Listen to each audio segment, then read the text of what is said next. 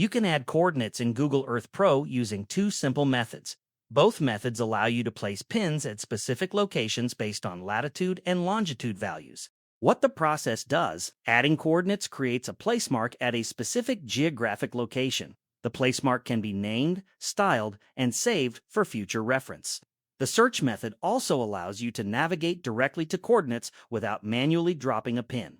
Step 1. Drop a pin manually in Google Earth Pro. Locate the Add Placemark button at the top left of the toolbar. Click it. Position the placemark on your desired coordinate by clicking the location on the map. Alternatively, you can type the coordinates directly into the placemark window.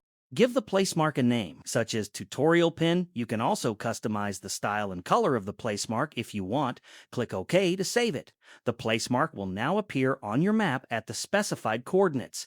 Step 2. Search for coordinates. Extend the search bar located at the top left of the Google Earth Pro interface. Enter the coordinates you want to find. For example, you can type coordinates like 11. Google Earth will take you to that location, usually placing a pin automatically on the map. If you want to add more coordinates, you can repeat the search process. Enter new coordinates and click Search. The tool will find that location and place another pin on the map.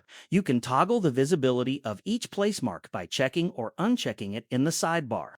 Limitation. This method works best for users who need to mark specific geographic points for planning, mapping, or reference purposes. The search method is faster for quick navigation, while the manual method gives you more control over placemarks, styling, and naming. Conclusion.